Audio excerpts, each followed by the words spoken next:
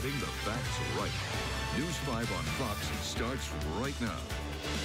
Thanks for joining us for News 5 on Fox. I'm PJ Johnson. And I'm Rebecca Pepin. Some law enforcement agencies in our region report nearly 50 guns have been stolen from cars in their jurisdiction just in this last year. Officers say it's a huge problem.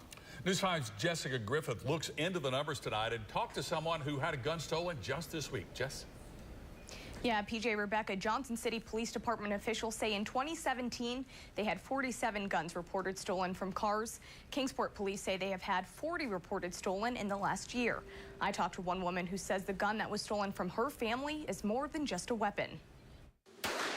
Something that was meant as a form of security for Elizabeth Estep and her family is gone. Her husband's gun was stolen from inside a car just this week in either Kingsport or Bristol. He had a $1,000 phone in the car, but they did not touch that. So the $1,000 phone was of no value. They wanted the gun. But this is more than a gun. It has sentimental value. Estep gave her husband this gun for their anniversary, and he worked to customize it. He worked really hard on it. It took him 2 weeks to actually get it glued together. She says her husband locks his car and keeps the gun in a hidden spot. They're so upset, they're offering a reward to get it back. Since last July, Sullivan County officials say 18 guns have been stolen from vehicles. Kristen Kwan says it's a huge issue. It's dangerous, and you don't want your gun in the hands of a criminal or someone who doesn't know how to properly use it. Law enforcement officials say the easiest way to make sure this doesn't happen to you is to never leave a firearm inside of your vehicle. But they say if you do, to make sure your vehicle is always locked and to keep the gun hidden. Well, that's one of the biggest things that we're seeing is people are not locking their doors of their car, and it takes 2 seconds. Since 2011, Johnson City Police say they've had 197 guns stolen from cars, with these numbers rising since 2013. Sometimes the guns are traded for illegal narcotics, so sometimes these guns make it into the people that shouldn't have them, convicted felons, drug dealers, and people that usually cause us a lot of problem. We'll have the numbers from the other law enforcement agencies given to us so far posted on our website at WCYB.com. PJ, Rebecca.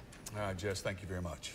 We saw record high temperatures in the Tri-Cities today, and it felt like it. It certainly did, and we're going to see even hotter heat tomorrow. Let's head over to Chief Meteorologist Dave Dirksville. Hey, Dave. Yeah, you want to know how high we had to get today to get that record? Well, let me show you. 95 degrees was the forecast, and that's exactly where we ended up this afternoon, which tied the record set in 2012. And I'm going for a carbon copy tomorrow, near record high of 95 degrees for the 4th of July as well. Now, I'm taking a live look here from our Holston Mountain Camp. We're up about 4,400 foot level, looking down directly onto South Holston Lake. See all the boats on the lake, and well, just a few minutes ago there was a fireworks display going on, and I was going to try to show you that, but dollar late, day late, dollar short, I guess the saying goes. It is over, it looks like, but we can talk about how muggy it is out there currently. 82 degrees the temperature now at the Tri-Cities Airport with mostly cloudy skies. We have a dew point of 75. Just go outside and you can wring the wring the moisture out of the air tonight. Current feels like temperature still almost at 90 degrees. So overnight tonight, not going to be a very cool night, dropping down to about 70 degrees with perhaps a stray shower in a couple of spots, but that heat index tomorrow is going to be near 100 degrees. So make sure that you're taking precautions to stay safe while you enjoy the 4th of July. Limit your outdoor strenuous activities between 10 a.m. 8 p.m. Make sure you're staying hydrated and wear white, light-fitting clothes. Try to stay cool. It's going to be a hot one tomorrow, guys. All right, thank you, Dave. Nearly 80 million people in the United States are under a heat advisory or warning. Along the East Coast, soaring temperatures and humidity are expected to stick around for the holiday. Natasha Chen reports there have already been deaths and hospitalizations because of the heat. Dangerous heat smothering a wide swath of North America has contributed to the death of one woman in Pennsylvania on Saturday and possibly another 2 people in Kansas City, Missouri over the past week. 6 more heat-related deaths were reported over the weekend in Quebec.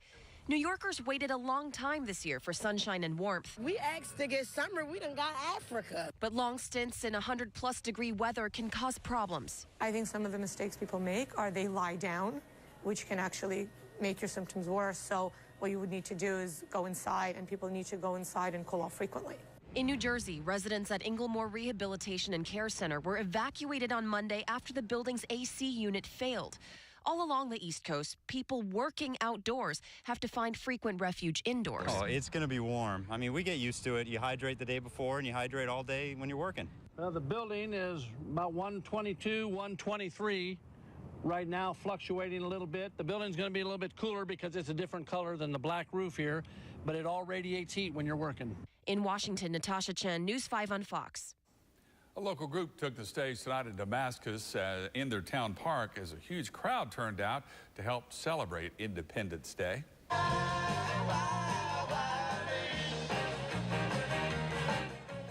That is the sound of Fanta. The crowd really got into it. Turned out in the red, white, and blue a day early to celebrate the nation's birthday. Look at that dancing. Tim Williams with the town of Damascus says about 3,500 people attended to get a good view of some fireworks as well, and of course to support the local business. It's an opportunity for a lot of our nonprofits to also raise money. Most of the vendors that are here in the park that are selling food, they either are church groups or the veterans.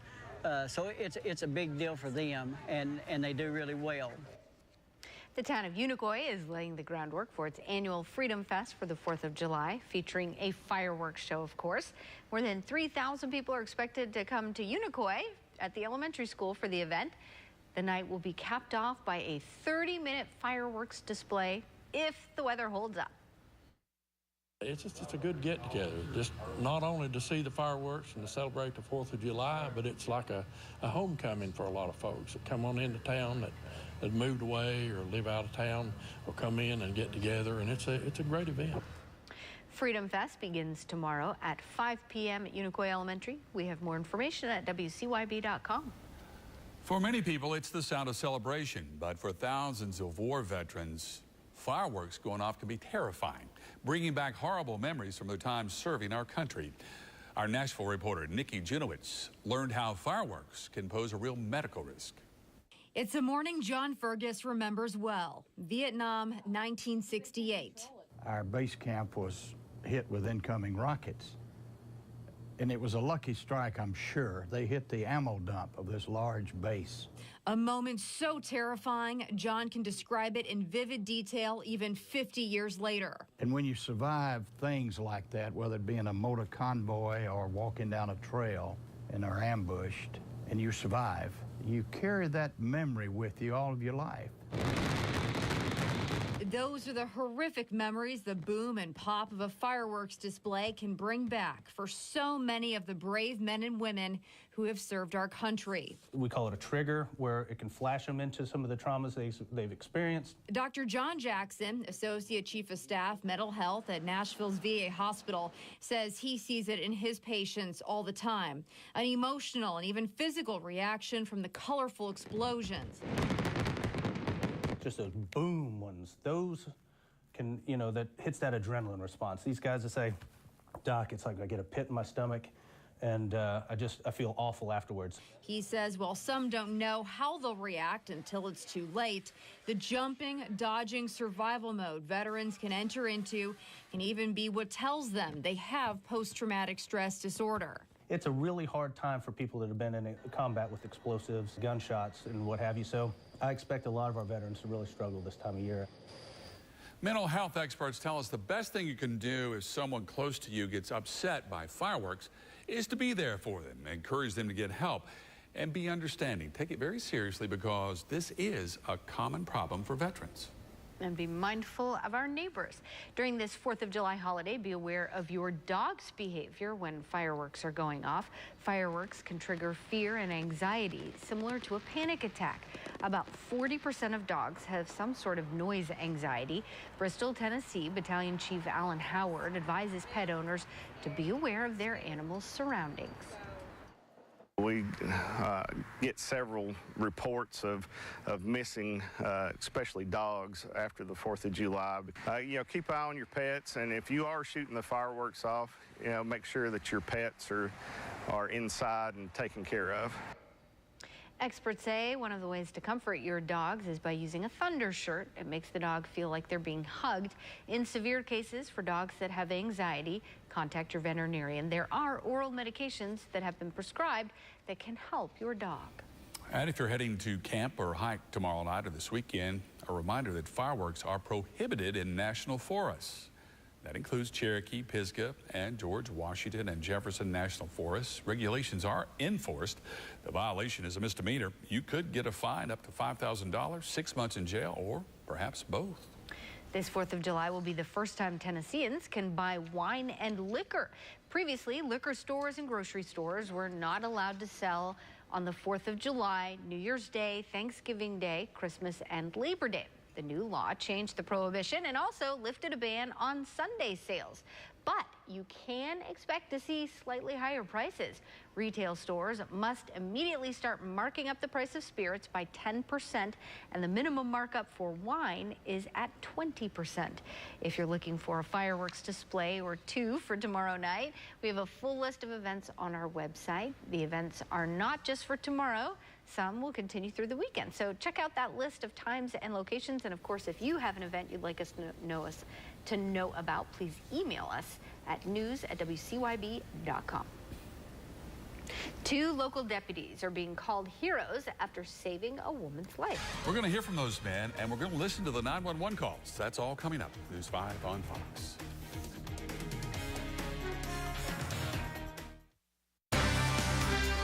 You're watching Rebecca Pepin.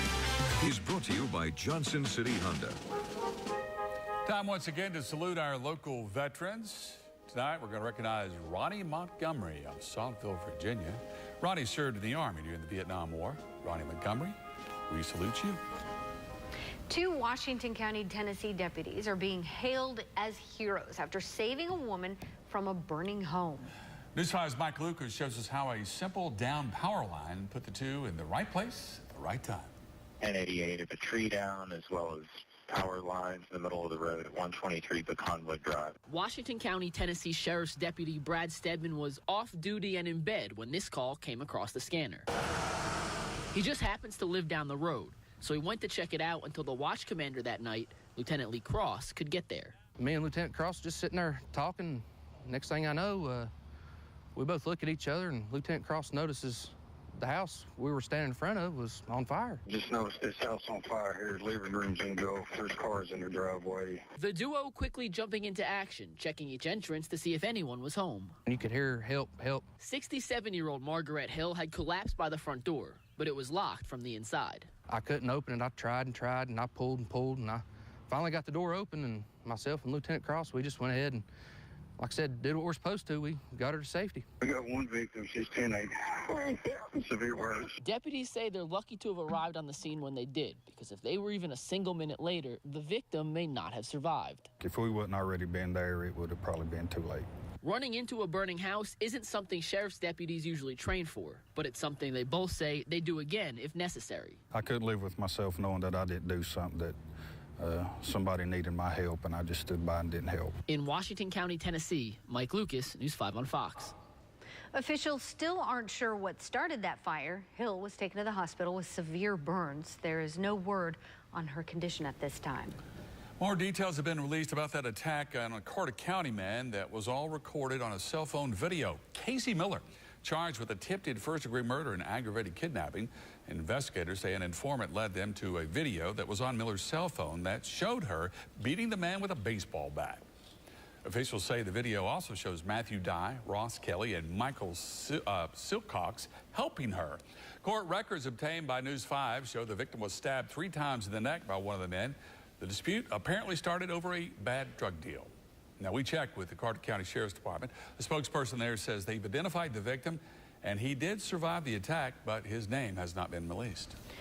A public information officer with the TBI has been placed on administrative leave. Officials say Michael Jones was placed on leave with pay because of his potential involvement in a criminal investigation involving ex-director Jason Locke. The TBI did not expand on how Jones could be involved. Locke is being investigated on allegations he misused state funds while having an extramarital affair. He retired from the agency on June 25th. It is unconstitutional in the state of Tennessee to continue to revoke driver's license from people who can't pay court costs. More than 100,000 people can start the process of regaining their driver's license. The federal judge's ruling orders the Tennessee Department of Safety and Homeland Security to stop revoking the licenses. Revoked licenses must be reinstated. The department must present a plan to the court within 60 days of how it plans to reinstate all the licenses they've already revoked under the law. Northeast State Community College is receiving a $100,000 grant from the state of Tennessee. The money will be used to improve inclusion, create an honors institute, and help more adults return to college. The college's new inclusion project will focus on recruiting and retaining a more diverse student body. There is a part-time position associated with the project. The Honors Institute will focus on retaining more potential honors students and improving their graduation rate. Coming up, we've got the latest on that rescue effort for those little boys that are trapped in a cave in Thailand. Then, a little bit later on, after a deadly day at a popular local swimming spot, authorities are reminding you how to stay safe. And Dave is talking record heat? Yeah, record heat today, record heat tomorrow. So when will it end? We got the answer to that question coming up. Tim Allen is on a brand new network, Last Man Standing, Fridays this... The Storm Track 5 weather team, alerting you to severe weather danger. Well, we do have a quiet night for the most part. I'm going to show you a couple of showers on Power 5 Doppler radar in just a moment, but we're looking live here from the Home Trust Bank cam, downtown Bristol State Street. Pretty quiet. Tomorrow going to be a whole different story with Border Bash, the parade, Cumberland Square Park activities, the fireworks. And we'll see that play out across many communities tomorrow. But right now we have 82, somewhere in that range for the Tri-Cities, still around 80 in Wise, 76 in Marion, with partly to mostly cloudy skies. Feels like temperatures still up there, still 88, that feels like in Abingdon. Kingsport has a heat index of 89, 84 Bristol, 82 now in Johnson City, 88 in Rogersville. Now we're going to have to kind of get in pretty close here, but there are a couple of showers that have developed this evening. One of those is riding along 11W in Sullivan County, bearing down on Sullivan North High School, heading toward Kingsport, moving off to the west. And so this is a brief but potent little downpour. A couple of showers moving through Washington and Russell County about an hour ago have pretty much dissipated around Castlewood and Mendota. So, yeah, stray shower possible this evening. Lows tonight are going to drop down into the 60s to around 70 degrees. And guess what? Tomorrow we're going to be almost in the same boat that we were today, with highs in the mid-90s, maybe in upper 90s in a few spots, with upper 80s to low 90s across some of the higher elevations. Similar conditions across Southwest Virginia as well. 95 in Jonesville. Marion looks like a high around 90, but that feels like temperature. Let's track that hour by hour. Muggy in the morning, but tolerable, with feels like temperatures in the 70s. But by the lunch hour, we're already going to be near or a little bit above 90 degrees. And for that late afternoon picnic or barbecue, family gathering, the feels like temperature around 4 o'clock will be in the 90s at least. Some areas, including the Tri-Cities, pushing 100 degrees. So the lake may be an ideal place to be, along with those pools. Maybe a renegade shower, thunder shower later in the afternoon and evening, but overall we'll give you the green light on that lake forecast through Thursday. But showers and thunderstorms becoming more likely on Friday, and that may be when the lake won't be a great place to be, at least at times. All right, let's talk about the hour-by-hour forecast. Here we are at 7 o'clock tomorrow morning. Generally speaking, partly to mostly sunny skies through our morning, and not changing a whole lot in the afternoon. A couple of cumulus clouds flaring up, and that may give rise to a couple of isolated showers, thunder showers later tomorrow afternoon, tomorrow evening, much like we've seen the past couple of days.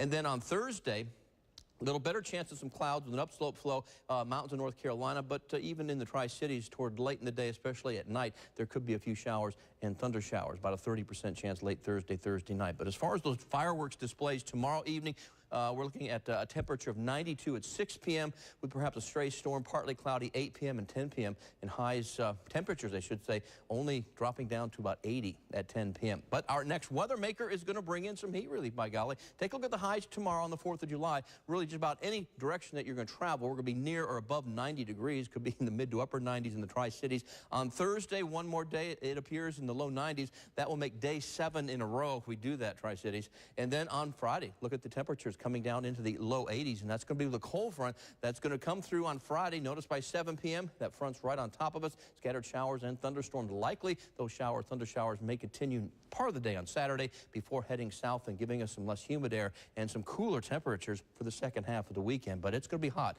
Next 2 days, rain chances pretty low. Otherwise, highs come down into the 80s on Friday with a good chance of showers and thunderstorms. Scattered showers continue Saturday, partly cloudy Sunday and Monday, but seasonable temperatures back in the forecast early next week with highs in the 80s. Lows could get down into the upper 50s, guys. All right, thanks so much, Dave. Well, people across the region, of course, are going to head to pools, lakes, and other local swimming holes to cool off with all this heat. But with that fun comes some potential danger. In fact, just yesterday, a 25-year-old man visiting from St. Louis, Missouri, died in Carter County after jumping from Twisting Falls. News 5's Caleb Perney has more on the tragedy and what you need to do to stay safe in the water. It took 8 hours and 20 men for the Carter County Rescue Squad to recover Keith Massey's body from Twisting Falls. Rescue Coordinator John Burleson showed me a map of the near vertical terrain that made it so difficult. It's really difficult if you can walk. And then when we have to carry you out in a basket, it's 3 times as hard. Burleson warns waterfalls often have a strong undercurrent that can pin swimmers underwater. And swimming holes can contain logs, rocks, and other unseen dangers. I'm sure it's fun, but no. I would not recommend jumping off a waterfall. When going on hiking trips, Burleson's top tip is to wear proper shoes. That's something Elizabeth Kelly wishes she would have done. I talked to her right after she fell on a hike. My shoes are super worn, so they're kind of just slick at the bottom. Yeah, it wasn't the perfect pair. And Burleson recommends bringing plenty of food and water along on any trip, just in case. He says it's also important to tell people where you're going. You also need a flashlight that isn't your phone, even if you don't plan to stay past dark. We just wanted to go on a hike today, and having a waterfall at the end is a good motivation to finish the hike.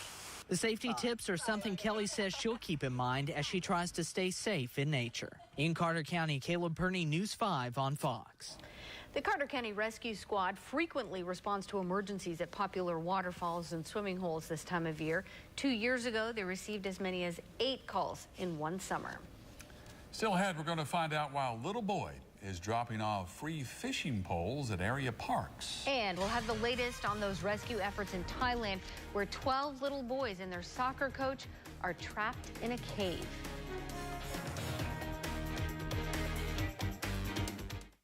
Take a deep breath. Want to know how you did that? Get the facts right. If you see news happening, contact News 5 by phone or email. From meth labs to pill mills and now opioids, Tennessee has seen its fair share of drug epidemics over the years. But if there is a silver lining, it's what law enforcement agents throughout the state learned from past epidemics. So now that helps them combat current drug trends. Reporter Mark Salinger explains. The war on drugs may seem never-ending. You're beginning to make a little headway with one problem, then all of a sudden another one springs up. Take away the supply of one drug, and addicts will turn to another. It's not just a factor of supply versus demand. It also has to factor in their use and abuse. In his 28 years in law enforcement, TBI special agent in charge of the drug division, Tommy Farmer, has seen it all. Years ago, it was meth labs, then pill mills, now opioids. They've learned treatment options are just as important as stifling the supply. If you go too fast and you don't have enough treatment resources, then a cold reality to it is the majority of them are going to go to the streets for the illicit drug. Governor Bill Haslam also says the meth epidemic helped shape how the state is now combating the opioid crisis. We changed some laws around meth production. We increased some penalties for it.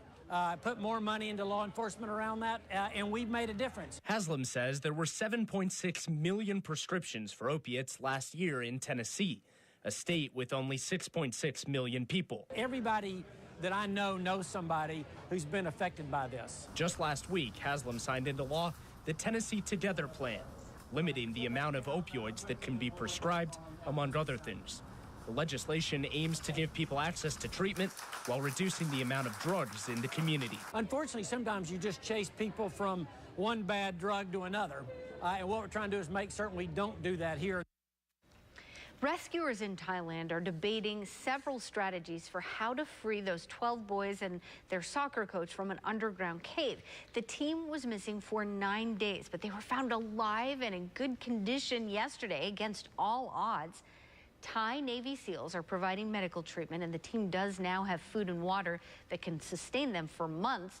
A commander with the Royal Thai Navy says one option they're looking into is teaching the boys how to scuba dive. But some experts say this poses some serious risks. Safety margin is very, very narrow because if something happens to your air supply, you can't just rise to the surface like with recreational diving. Some scary stuff. More than 1,000 people are now involved in the rescue effort. Experts say it could take weeks and maybe even months before the boys are out safely, because they're talking about letting the water recede. Yeah, and it's the monsoon season, so that could take a couple of months. Hey, you know what? We got some really cool dog pics coming up in our Tail Wagging Tuesday segment. Did your pup make the cut? Plus, fishing, faith, and friendship. That's the message today's star student is sharing, and we'll share it with you next on News 5 on Fox. Dave. All kinds of fun 4th of July festivities going on tomorrow. Up next, I'll let you know what part of the day will be best for those outdoor plans.